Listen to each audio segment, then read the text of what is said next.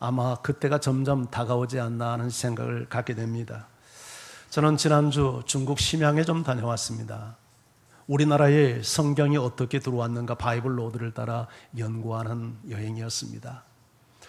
이 중국에 있는 심양에 있는 동광교회, 바로 여기에서 성경이 번역되고 출판이 되어서 우리나라에 최초의 성경이 유입이 됐는데요.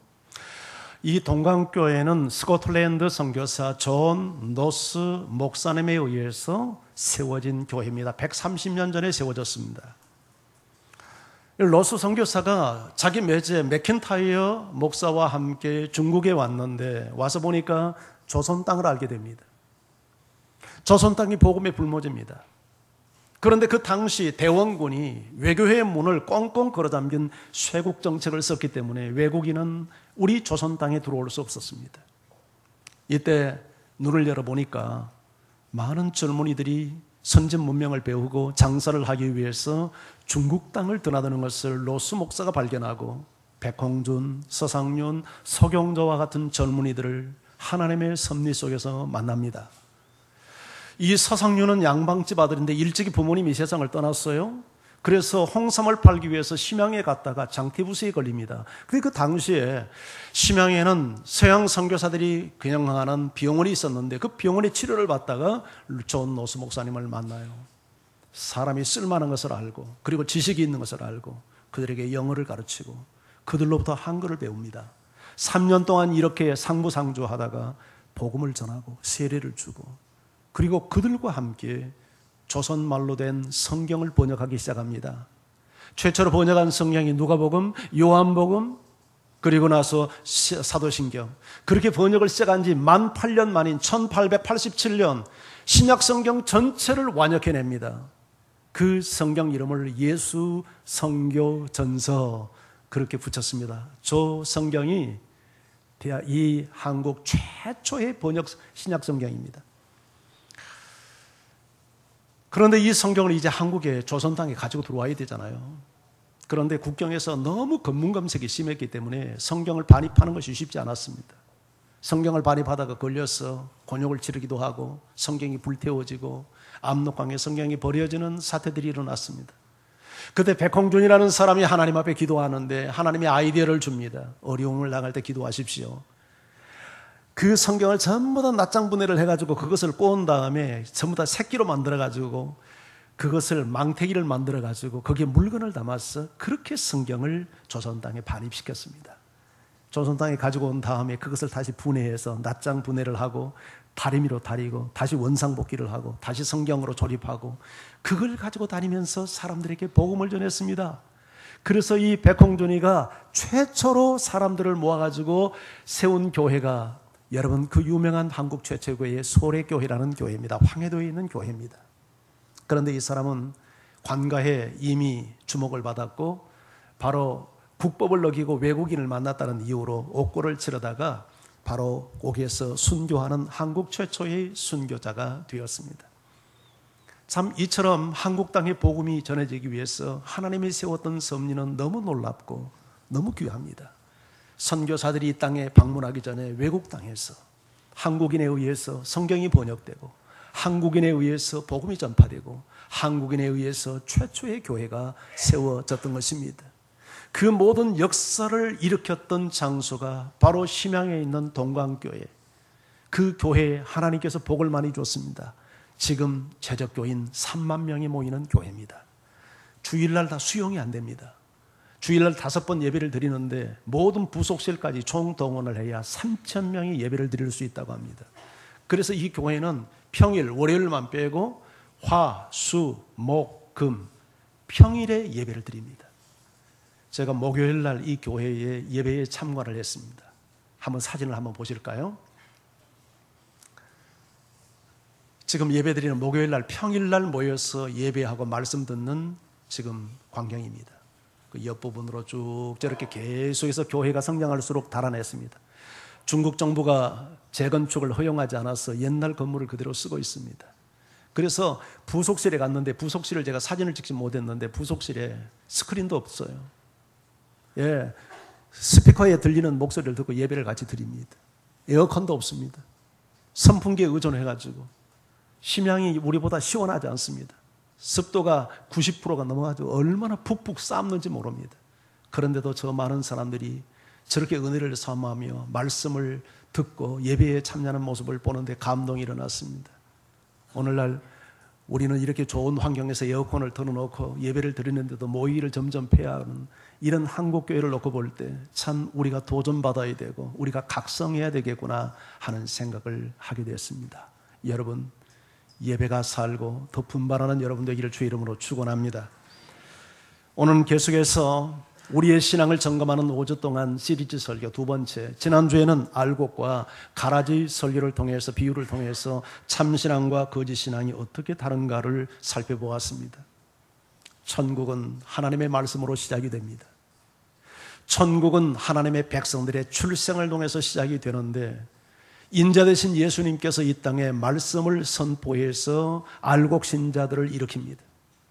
이 알곡신자는 천국의 말씀인 하나님의 말씀을 통해서 태어나고 하나님의 말씀을 통해서 성장하고 양육되어집니다. 그래서 우리 신앙이 정말 참신앙이요 알곡신자가 되기 위해서 무엇보다도 하나님의 말씀을 사랑하고 말씀을 사모하며 말씀 앞에 순종하는 그런 신앙의 태도를 소유하는 여러분들을 주님의 이름으로 축원합니다. 이 땅에 시작된 하나님의 나라는 알곡과 가라지가 공존합니다. 마귀가 바로 곡식밭에 가라지를 뿌리고 있기 때문입니다. 그런데 특별히 교회가 영적으로 잠들어 있을 때 가라지가 극성을 부리게 된다라고 주님은 말씀합니다. 교회가 해야 될 일이 있습니다. 영적으로 깨어 있는 것입니다. 말씀과 기도 속에서 교회가 깨어 있으면 절대 가라지가 서식할 수 없습니다. 그러나 교회가 영적으로 병들고 영적으로 잠들어 있으면 가라지 신자가 증가하고 가라지 신앙이 증가하는 겁니다. 모든 성도가 깨어 있어야 하지만 우리 목회자들과 우리 평신도 지도자들이 더 영적으로 깨어 있는 그런 여러분 되기를 주의 이름으로 축원합니다. 알곡과 가라지는 쉽게 구분되지 않습니다. 왜냐하면 비슷하기 때문입니다. 여러분, 알곡 신자와 가라지 신자도 겉모습을 봐가지고는 구분되지 않습니다. 함께 은혜 자리에 앉아 있습니다. 함께 예배합니다. 함께 봉사합니다. 함께 신앙생활 합니다. 외형으로는 쉽게 구분되지 않습니다. 그러나 이 알곡과 가라지를 구분하는 결정적 여러분 기준이 나타나는데 그게 열매입니다. 열매는 내면의 문제입니다. 사람은 외형을 가지고 평가하기 어렵습니다. 그 사람의 신앙의 연조나 그 사람의 직분이나 그 사람의 어떤 가문을 가지고는 진정한 신앙인지 거짓된 신앙인지 구분하기 어렵습니다. 그러나 열매를 가지고 확인할 수 있습니다. 열매는 내면의 문제입니다. 알곡 신자는 주님의 인격을 담습니다. 알곡 신자는 주님의 성품을 담습니다. 알곡 신자는 주님의 삶을 담습니다.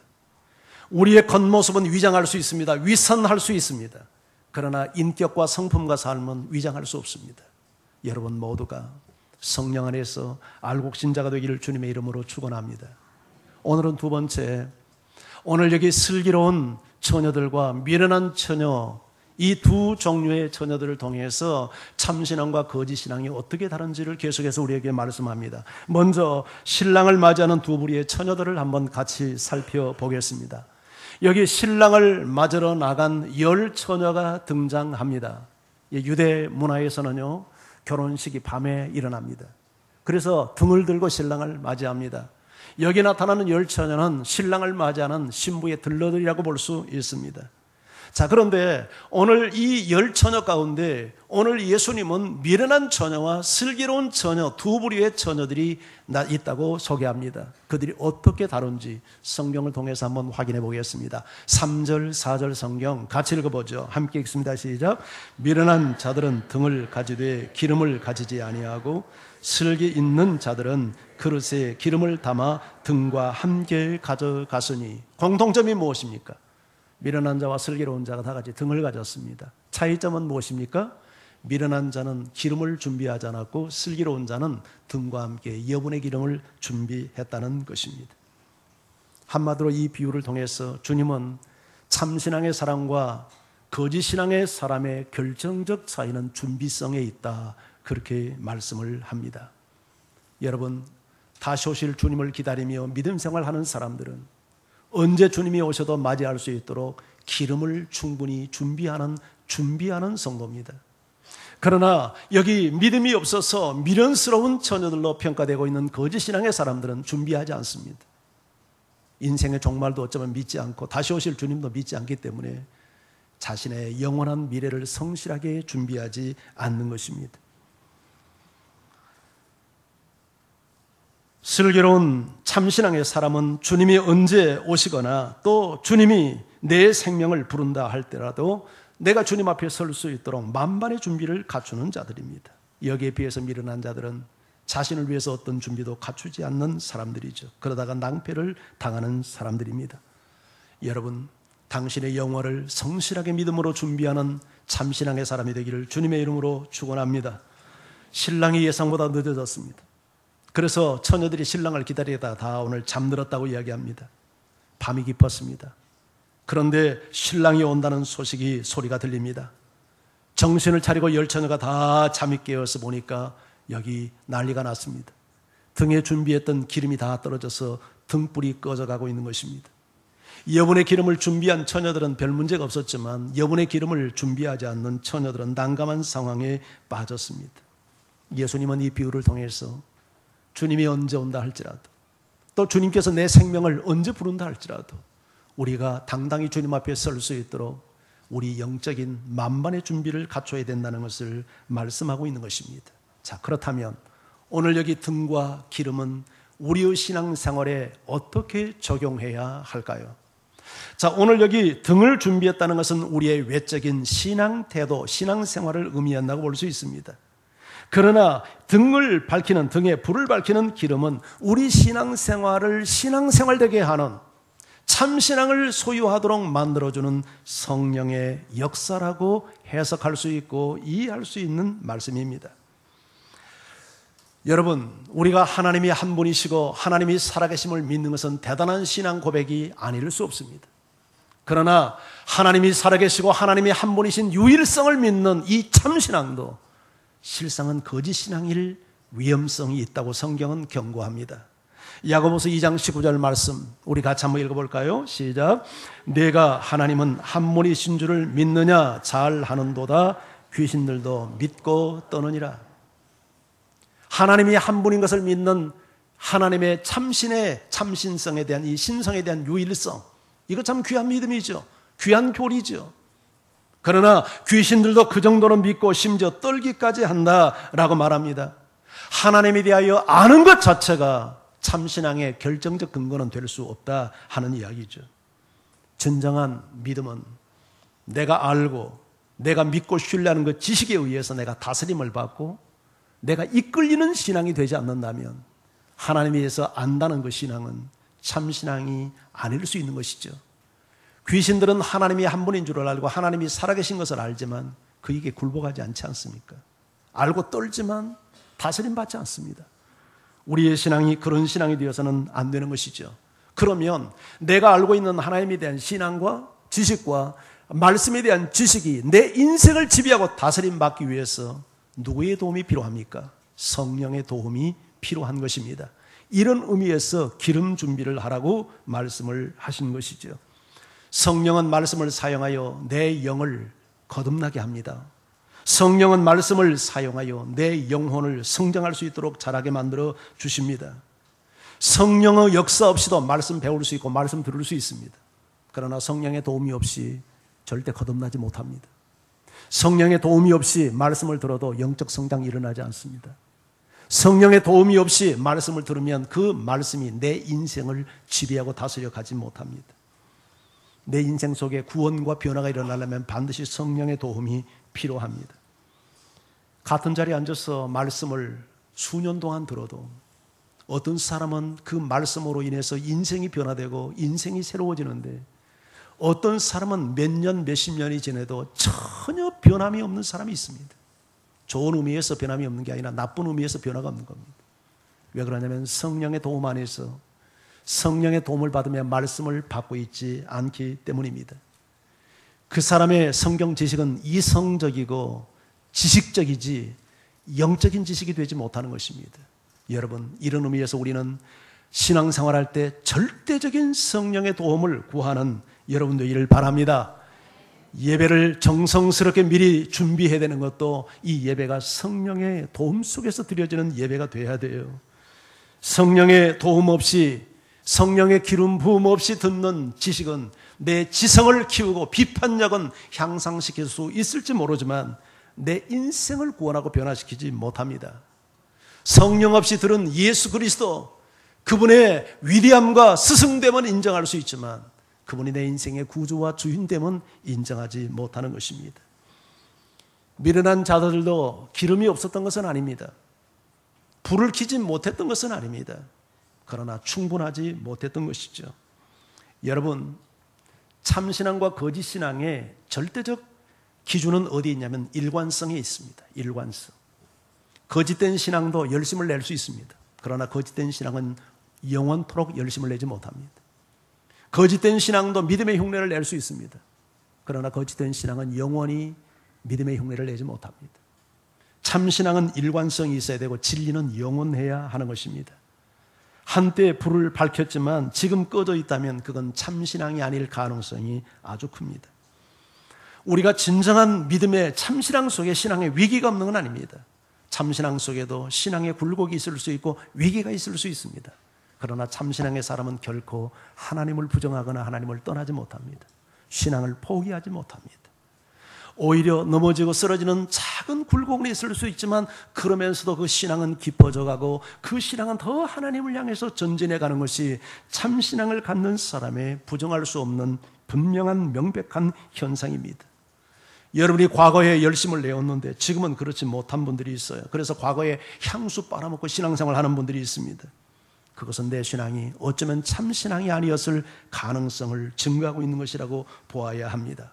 왜냐하면 진리는 영원해야 되고 참된 것은 일관성이 있어야 되기 때문입니다. 성경은 경고합니다.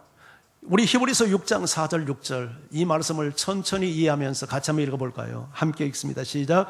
한 번 빛을 받고 하늘의 은사를 맛보고 성령의 참여한 바 되고 하나님의 선한 말씀과 내세의 능력을 맛보고도 타락한 자들은 다시 새롭게 하여 회개하게 할 수 없나니 이는 그들이 하나님의 아들을 다시 십자가에 못 박아 드러내놓고 욕되게 함이라.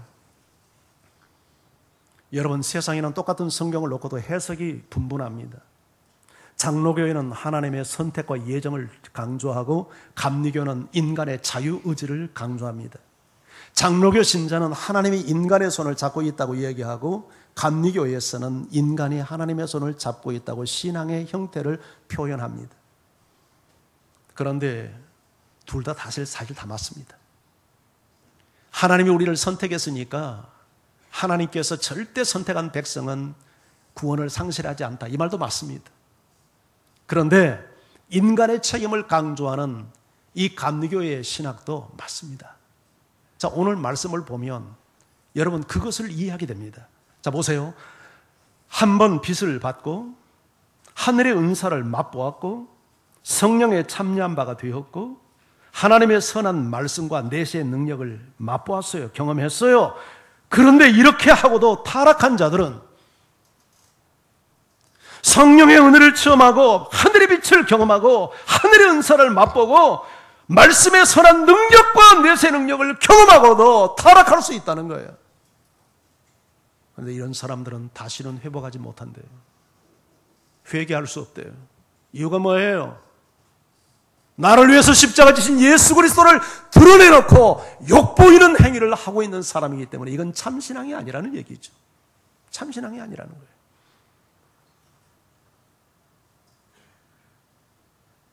여러분, 어떤 데는 열심을 내고 예수 믿는 것 같았는데 언제 와서 보니까 예수 전혀 믿음이 없는 것처럼 행동할 수 없는 거예요. 이건 거짓된 신앙이에요. 진리는 영원해야 돼요. 참된 것은 일관성이 있어야 되는 거예요. 여러분들의 믿음이 일관성 있는 믿음이 되기를 바랍니다.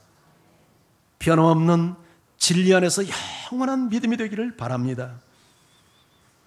그런데 이런 믿음을 유지하는 길이 성령의 도움을 받는 것입니다. 내 의지로 신앙생활하고 내 감정과 내 지성을 가지고 신앙생활을 하려고 하면 일관성을 유지하기 어렵습니다. 우리는 겸손히 하나님 앞에 무릎 꿇고 성령에 그래서 도움을 겸손히 요청해야만 합니다. 이것이 우리가 준비해야 될 기름입니다. 오늘 말씀에 보면 기름을 준비한 슬기로운 자들은 신랑을 맞이해서 혼인잔치에 참여합니다. 그러나 기름을 준비하지 못한 자들은 신랑을 맞이하지도 못했고 혼인잔치에 참여하지도 못했어요. 교회 다닌다고 신앙생활한다고 다 구원받을 수 있는 것이 아니라는 것을 이야기하지 않습니까? 똑같은 등을 들고 신랑을 준비하고 기다리고 신앙의 형태를 갖고 있지만 성령 안에서 믿음생활을 하지 않는 자는 구원받지 못할 수 있다는 이야기를 분명히 예수님은 이 비유를 통해서 우리에게 말씀하고 있는 거예요. 성령은 죽은 자를 살리는 구원의 영이고 성령은 우리를 진리 가운데로 인도하는 진리의 영이에요. 그분의 도움을 받지 않고는 누구도 참신앙을 소유하기 어려워요. 기름을 준비했던 슬기로운 처녀들처럼 이런 의미에서 우리는 늘 성령을 사모하고 늘 성령을 구하고 성령의 충만한 다스림을 받아야 돼요. 이런 사람은 구원받은 증표로서 성령의 아름다운 열매들을 맺혀가게 될 겁니다. 할렐루야. 두 번째, 이 비유를 통해서 우리가 볼 수 있는 것은 기름은 나눌 수 없다는 거예요. 여러분, 신랑이 오고 있는데 기름이 떨어진 것을 뒤늦게 확인한 준비하지 않은 이 5 처녀들, 기름을 준비한 슬기로운 이 처녀들에게 기름을 좀 빌려달라고 요구합니다. 이때 슬기로운 자들이 이렇게 답변하죠. 9절 성경을 같이 읽어봅니다. 시작. 슬기 있는 자들이 대답하여 이르되 우리와 너희가 쓰기에 다 부족할까 하노니 차라리 파는 자들에게 가서 너희 쓸 것을 사라 하니. 여러분, 이 슬기로운 자들은 성령 안에서 믿음 생활을 하는 자들입니다. 그런데 이들에게 기름 좀 우리에게 나누어 달라고 이렇게 요청을 하니까 거절하고 있어요. 우리는 이 본문을 가지고 이렇게 남을 배려할 줄 모르는 이런 사람들이라고 해석하는 잘못된 해석을 해서는 안 돼요. 오늘 이 본문의 비유의 핵심은 어떤 이 사람들이 남을 배려할 줄 모르는 도덕성의 문제를 지적하게 해주신 메시지가 아니라 이건 성령적인 구원론을 가르치게 해주신 메시지예요. 여러분, 구원은 내 자신이 준비할 수 있는 것이지 누구에 의해서 누구의 공로나 누구의 믿음으로 누가 나를 대신해서 구원을 준비할 수 없다는 것을 예수님은 말씀하기 위해서 이 비유를 사용하고 있는 것이지 남을 돕지 못하고 남을 배려할 줄 모르는 이기적인 사람을 가르치기 위해서 이 비유를 말씀하는 게 아니라는 뜻이에요. 우리의 구원은 누구도 대신해 줄 수 없습니다. 구원은 누구의 공로나 누구의 도움도 빌릴 수 없습니다. 흔히 남자들 전도하다 보면 나는 우리 마누라가 열심히 교회 다니고 봉사해서 우리 마누라 치맛자락 붙들고 천국 가겠다고 농담하는 사람들이 있는데 농담이라도 그런 농담하면 안 돼요. 구원은 마누라 치맛자락 붙들고 갈 수 있는 게 아니에요. 아무리 배우자가 신실한 믿음 생활을 해도 아내의 믿음으로 남편의 믿음으로 천국 가는 것 아니고 부모의 믿음으로 천국 가는 거 아니에요. 배우자의 믿음에 영향은 받을 수 있고 부모의 신실한 믿음에 영향은 받을 수 있지만 부모의 믿음으로 아내의 믿음으로 내가 구원받는 거 결코 아니에요. 여러분, 그렇다면 기독교는 건 미신의 종교이고 그건 공로적인 종교이지 인격적 종교는 될 수 없어요. 우리 기독교는 인격적 종교예요. 개인이 준비해야 되는 거예요. 인격적이기 때문에 개인적일 수밖에 없어요.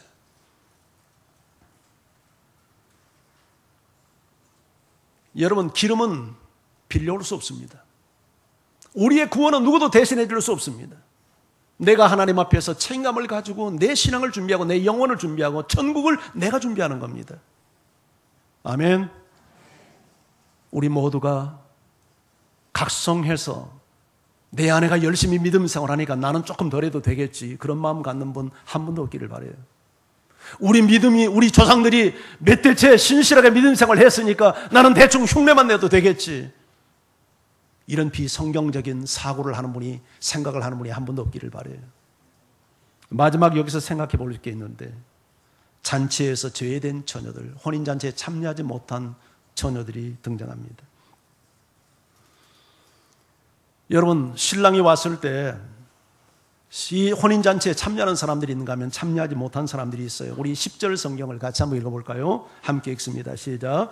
그들이 살아간 사이에 신랑이 오므로 준비하였던 자들은 함께 혼인잔치에 들어가고 문은 닫힌지라. 여기 그들이 살아간 사이에 신랑이 왔고 준비한 자들은 함께 혼인잔치에 들어갔고 문이 닫혔다. 그들은 누굽니까? 평소에 준비하지 않는 미련한 자들이죠.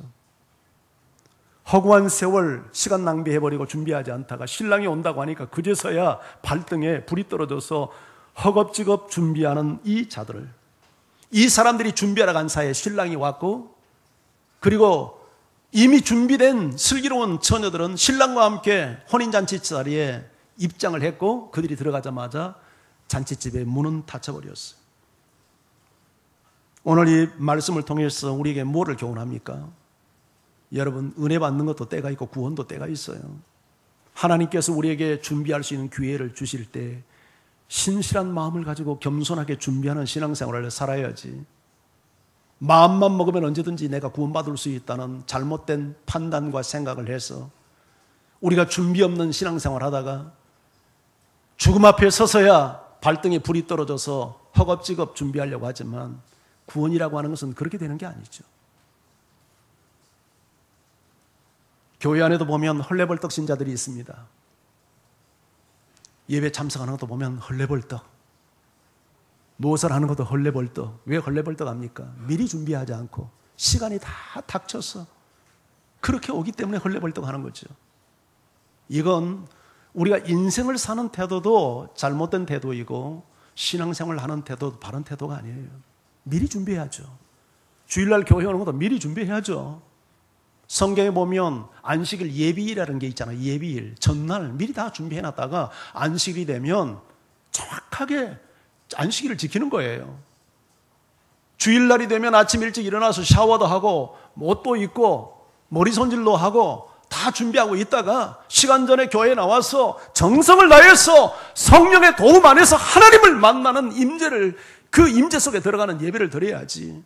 시간이 다 됐는데도 텔레비 틀어놓고 뒹굴다가 시간이 됐는데 그제서 일어나가지고 교회 와서 보니까 설교하려고 하니까 허겁지겁 앉아서 헐레벌떡, 이 헐레벌떡 신자가 되면 안 된단 말이죠. 이런 사람은 당신의 진정한 영혼을 준비할 수 있겠습니까? 이런 신앙의 태도를 가지고.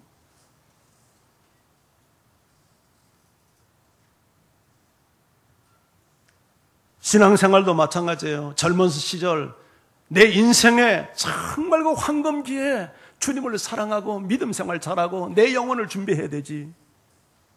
목숨이 경각에 달려서 오늘 내일 할 때사 발등에 불이 떨어져 가지고 영원이라도 구원받아 보기 위해서 그렇게 준비하는 것은 안타까운 신앙의 태도예요. 그렇게 신앙생활하면 안 돼요. 그건 잘못된 태도예요.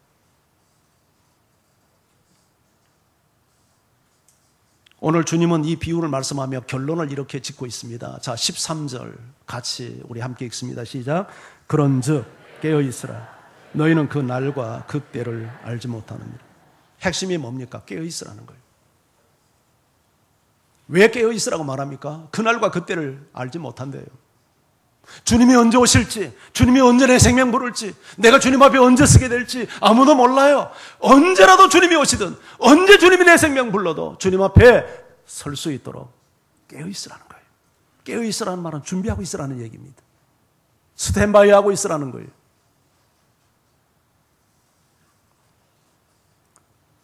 노아 시대 사람들이 준비하지 않다가 당했죠. 예수님이 종말의 징조를 말씀하다가 노아 시대 사람들 이야기를 합니다. 마태복음 24장 38절 39절 제가 읽어볼게요. 홍수 전에 노아가 방주에 들어가던 날까지, 심판의 날까지 사람들이 먹고 마시고 장가들고 시집가고 있으면서 한마디로 깨어있지 않았죠. 잠들어 있었던 거죠. 홍수가 나서 그들을 다 멸하기까지 깨닫지 못하였으니, 깨어있지 못했고 깨닫지 못했고 잠들어 있었죠. 인자의 마음도 이와 같으니라. 노아 시대에 노아의 가족 이외에는 다 심판받아 죽었습니다. 왜냐하면 깨어있지 못했어요. 준비하지 않았어요. 노아를 통해서 시청각 교육으로 노아 방주를 통해서까지 그렇게 하나님의 심판을 경고했어요. 충분한 시간을 주었어요. 준비할 만한 충분한 시간을 제공했어요. 그래도 그들은 하나님을 믿지 않았어요. 말씀을 믿지 않았어요. 그리고 먹고 마시고 인생을 즐기는 세상의 한복판에서 눈에 보이는 것만을 위해 살다가 영혼을 잃었어요. 잠들어 있었던 거죠. 그래서 주님은 깨어있으라고 말합니다. 노아의 이야기를 한 얘기는 노아 시대 이야기를 하기 위해서가 아니라 인자의 임함도 이와 같대요. 우리를 위해서 노아 시대 이야기를 한 겁니다.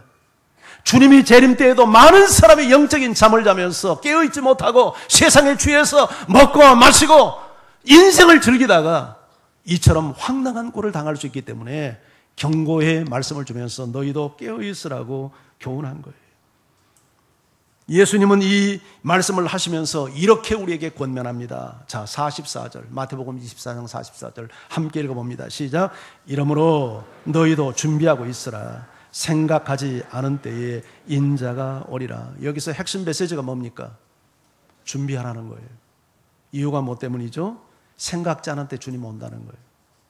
영어 성경을 보면 준비하라를 그냥 준비하라고 말하지 않고 머스트라고 하는 필연 조동사를 거기에 붙여가지고 준비를 강조하는데 반드시 준비해라. 반드시 준비해라. 어설프게 준비하지 말고 너희들이 확실하게 준비해라.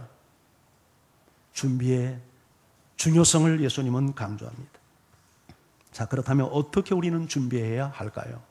예수님은 두 가지를 말씀했습니다. 그 첫 번째는 거룩한 신부가 되라고 말합니다. 거룩한 신부.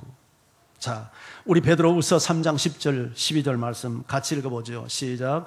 주의 날이 도둑같이 오리니 그 날에는 하늘이 큰 소리로 떠나가고 물질이 뜨거운 불에 풀어지고 땅과 그 중에 있는 모든 일이 드러나리로다. 이 모든 것이 이렇게 풀어지리니 너희가 어떠한 사람이 되어야 마땅하냐? 거룩한 행실과 경건함으로 하나님의 날이 임하기를 바라보고 간절히 사모하라. 아멘. 거기까지 보십시다.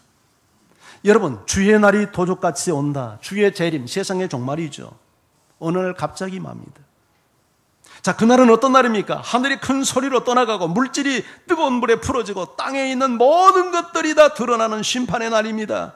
그러니 너희가 어떤 사람이 되어야 마땅하냐? 어떻게 살아야 되느냐? 심판이 너희에게 있다. 어떤 사람 되어야 하느냐? 거룩한 행실을 가져라. 경건한 삶을 살아라. 하나님의 날이 임하기를 바라보고 하나님의 날, 심판의 날, 구원의 날이 임하기를 바라보고 간절히 그 날을 사모하면서 너희가 거룩한 삶을 살고 경건의 삶을 살아라. 이어지는 14절도 계속해서 볼까요? 주 앞에서 점도 없고 흠도 없이 평강 가운데서 나타나기를 힘써라. 주님이 오시는 날 주님 앞에 점도 흠도 없이 그래야 평강 가운데 나타날 수 있다는 말이죠. 만약에 우리가 주님을 기다리는 신부로서 우리의 거룩성을 훼손당하고 경건치 못하고 점이 있고 흠이 있다면 그 누구도 주님 앞에 평안 가운데 나타나지 못할 것입니다. 평안 가운데 설 수 있도록 점도 없고 흠도 없기를 힘쓰라고 말합니다. 한마디로 거룩한 삶을 사는 것이 다시 오실 주님을 맞이하는 신부의 준비죠. 1980년대 우리나라의 중동붐이 일었습니다. 수많은 중동의 건설붐이 일어나면서 수많은 근로자들이 돈을 벌기 위해서 중동 땅에 갔습니다. 섭씨 40도 50도가 되는 그 열사의 나라에서 피땀을 흘리며 수많은 남자들이 돈을 벌어서 그 돈을 고국에 있는 부인의 통장으로 보냈습니다. 그런데 그 돈을 가지고 세상에 바람을 피우고 도박을 하면서 탕진한 부인들이 있었어요. 이것이 그 당시 사회적 문제가 되어 신문에 공개되니까 사우디에서 쿠웨이트에서 일을 하다가 그 신문 보고 남편들이 얼마나 불안에 떨었겠습니까? 그런 못된 부인들이 있는가 하면 정말 남편 고생하는 걸 생각하면서 새벽에 나가서 남편을 위해서 기도하고 남편이 보내준 그 피와 같은 돈을 알뜰하게 관리해서 집을 장만하고 자녀들을 양육하는 그런 착한 부인들도 있었어요. 자, 이 두 종류의 부인들이 남편이 귀국할 때 여러분 남편을 똑같은 태도로 맞이할 수 있겠습니까? 남편한테 불성실한 남편은 이 부인들은 남편 돌아오는 것이 두려움이요 공포였을 겁니다. 그러나 성실하게 남편의 의도대로 가정을 잘 이끌었던 그 부인들은 남편이 돌아오는 것은 정말 기쁨이고 여러분 행복이지 않았겠습니까? 우리 주님 다시 오시는 날도 우리가 이 땅 위에서 거룩한 삶을 살지 않고 경건하게 살지 않고 우리가 거룩성을 상실한 신부의 삶을 살고 있다면 주님의 재림은 당신에게 공포요 두려움의 날이 분명히 될 것입니다. 그러나 그날 거룩한 신부가 되어서 정절을 지키고 점도 흠도 없이 살기를 힘쓴 그 신부에게 주님의 재림은 기쁨의 날이요, 위로의 날이요, 소망의 날이요, 평안의 날이 될 줄 믿습니다. 여러분, 거룩한 신부가 되시기를 주님의 이름으로 축원합니다. 두 번째는 우리가 사명에 충실한 것입니다. 우리가 주님의 재림을 어떻게 준비할 건가? 사명에 충실한 거예요. 신앙생활이 세상에서 잘 되는 것이 목표 아닙니다. 세상에서 잘 되고 세상에서 복 받고 세상에서 편안하게 사는 것이 신앙생활의 궁극적인 목표가 아니에요. 신앙의 궁극적인 목표는 사명이 되어야 합니다. 왜냐하면 천국이 있기 때문이에요. 우리에게 혼인잔치가 기다리고 있기 때문이에요. 하늘의 위로가 있고 하늘의 상이 우리에게 있기 때문이죠. 그래서 예수님은 종말의 징조를 예고하며 이렇게 말씀하십니다. 마태복음 24장 45절 46절 우리 함께 읽어봐요. 시작. 충성되고 지혜 있는 종이 되어 주인에게 그 집사람들을 맡아 때를 따라 양식을 나눠줄 자가 누구냐? 주인이 올 때에 그 종이 이렇게 하는 것을 보면 그 종이 복이 있으리로다. 충성되고 지혜로운 종이 되라고 말합니다. 충성의 기준은 뭡니까? 주인 보시기에 충성이죠. 지혜의 기준이 뭡니까? 주인의 마음에 합당하게 사는 것이 지혜 아니겠습니까? 너희는 충성되고 지혜 있는 종이 되어 주인으로부터 그 집사람들을 맡아 때를 따라 양식을 나눠주라고 말합니다. 사명을 위해서 살라는 얘기입니다. 어떻게 살아야 됩니까? 사람을 사랑하고 사람을 섬기고 복음으로 사람의 영혼을 살리고 말씀으로 사람들을 양육하고 사람들을 영적으로 돕고 이렇게 하라는 얘기예요. 이런 사람들이 주인이 올 때에 이런 모습을 보면 그 사람에게 복이 있을 거라고 말합니다. 그러나 반대로 경고도 합니다. 악한 종들을 향한 경고. 자, 계속해서 48절에서 51절은 제가 읽겠습니다.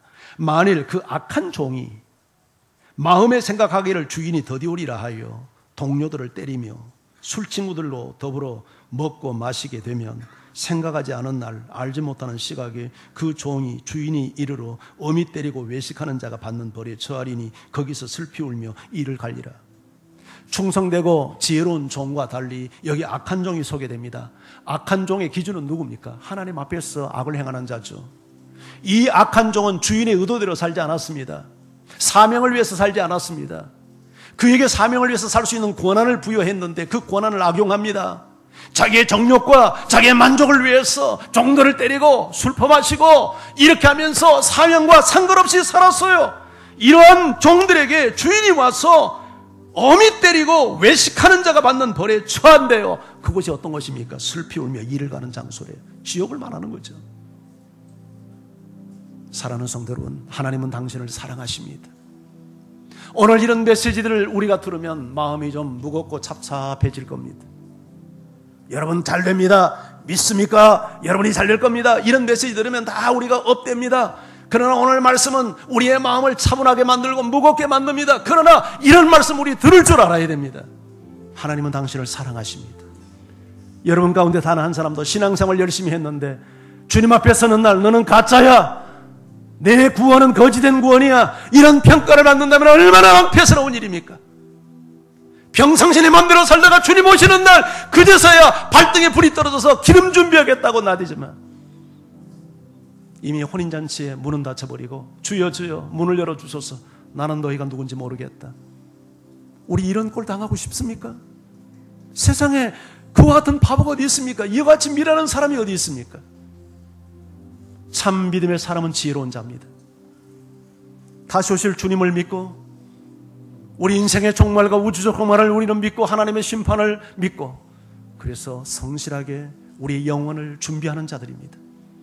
여러분 성령의 충만함을 받으십시오. 신앙생활은 내 지식과 의지로 되지 않습니다. 성령의 도움을 받아야 합니다. 목사들이 쓰러집니다. 성도들이 쓰러지고 있습니다. 왜냐하면 성령을 의지하지 않기 때문입니다. 여러분 우리는 약한 자들입니다. 얼마든지 우리는 죄를 범할 수 있는 자들입니다. 여러분 그래서 우리는 성령 앞에 겸손히 무릎을 꿇고 그분의 도움을 받아야 합니다. 우리는 그래서 기도 생활에 힘쓰고 말씀을 붙들고 성령의 지도를 성실하게 받는 일에 민감해야 합니다. 저는 중국의 심양교회, 심양의 동강교회를 보면서 소망을 가졌습니다. 저는 안내하는 분에게 물었습니다. 젊은이들이 얼마나 모입니까? 40% 정도 모인대요. 20, 30대가 40%가 모인대요. 중국교회 얼마나 소망이 있습니까? 삼자교회, 정부의 허락을 받는, 여러분 정부의 감시를 받는 교회인데도 그런 놀라운 일이 일어납니다. 평일에도 말씀을 사모하여 그렇게 모여서 부채질을 하며 예배하고 말씀 듣는 성도들의 모습을 보면서 우리 도전받아야 된다고 생각합니다. 성령이 역사해 주셔야 합니다. 거룩한 신부가 되십시오. 세상의 주위에서 인생을 즐기고 정욕을 만족시키기 위해서 사는 인생 되어서는 안 됩니다. 먹고 마시는 것을 위해서 인생 소비해서는 안 됩니다. 거룩과 경건의 삶을 사십시오. 신랑 되신 주님 앞에 우리가 평안히 서기 위해서 점도 흠도 없이 서기를 힘쓰십시오. 그리고 사명을 위해서 사십시오. 우리 인생 짧습니다. 한순간입니다. 언젠가는 잘하겠지. 그렇게 하다가 여러분 인생 다 날아갑니다. 언제 하시겠어요? 오늘 주신 말씀 붙들고 지금 시작하세요. 복음 전하세요. 말씀으로 사람들을 격려하세요. 우리가 복음을 위해 살고 우리가 사명자의 삶을 사는 일은 쉽지 않습니다. 포기할 수밖에 없고 주저앉을 수밖에 없는 저항이 있고 그런 어려움들이 있습니다. 그러나 포기하면 안 됩니다. 그럼에도 불구하고 성실하게 주인이 맡겨준 사람들에게 양식을 나눠주는 신실한 사명자들의 삶을 살아야 합니다. 이런 은혜가 여러분과 함께 하기를 주의 이름으로 축원합니다. 우리 같이 찬양하며 주 앞에 나가십시다.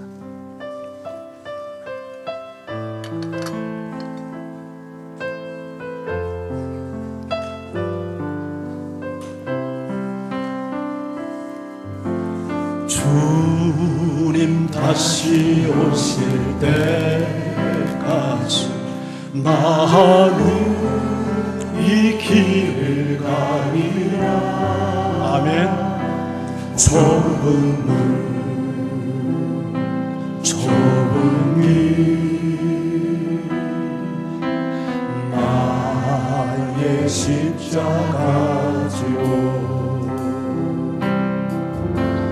나의 가는 이 길 끝에서 나는 주님을 보리라. 영광을 내 주님 나를 맞아주시리. 주님 다시 오실 때까지 나는 일어나 달려가리라. 주의 영광 온 땅 높으게 나는 일어나 노래하리. 내 사모하는 노래 온 세상 구주세라. 내 사모하는 전에 영광의 왕의 세라. 내 사모하는 주님 내 사모하는 전에 온 세상 구주시라. 내 사모하는 전에 영광의 왕의 시라. 평소에 아무런 준비 없이 살다가 주님 오시는 날 그제서야 발등에 불 떨어져서 기름 준비하겠다고 허둥대겠습니까? 그 사람은 미련한 사람입니다. 하나님이 오늘 당신에게 너무나도 소중한 황금 같은 기회를 주실 때 준비해야 합니다. 성령의 사람이 되십시오. 이성적이고 지성적인 신앙생활 여러분 포기하십시오. 성령 앞에 겸손히 무릎 꿇으십시오. 왜 기도하지 않습니까? 왜 말씀 앞에 겸손하지 않습니까? 말씀 앞에 무릎을 꿇으세요. 기도와의 사람이 되세요. 성령의 도움이 없이는 누구도 생명력 있는 신앙생활 불가능합니다. 이런 사람만이 거룩한 신부가 될 수 있습니다. 죄악이 관영한 세상입니다. 남을 가르치는 목사가 넘어지는 세상입니다. 당신이 무슨 힘 가지고 이 약한 세상에서 나의 거룩성을 지킬 수 있다고 생각합니까? 거룩하신 성령의 도움을 겸손히 받아야 합니다. 말씀 붙드세요. 기도의 무릎을 꿇으세요. 주님 앞에 서는 날 평안히 서기 위해서 힘쓰세요. 사명 감당하세요. 잘 먹고 잘 사는 것이 신앙의 목표 아니에요. 편안함이 신앙의 목표 아니에요. 천국이 우리의 목표가 되어야 돼요. 그날 주님 앞에서 받을 상이 우리 목표가 되어야 돼요. 그 일을 위해서 사명에 헌신하세요. 쉽지 않아요. 어려워요. 포기할 수밖에 없는 그런 공격들이 있어요. 그러나 일어서야 돼요. 여러분, 복음을 위해서 사는 것, 말씀 양육하는 일을 포기했던 분들 다시 붙드세요. 다시 일어서세요. 이 시간 나같이 주님 도와주세요. 참신앙의 사람이 되고 싶습니다. 슬기로운 자가 되어서 준비하고 싶습니다. 내 인생의 내일만이 아니라 내 영혼을 준비하는 지혜로운 자가 되게 해달라고 다 같이 우리 기도하며 주 앞에 함께 나갑니다.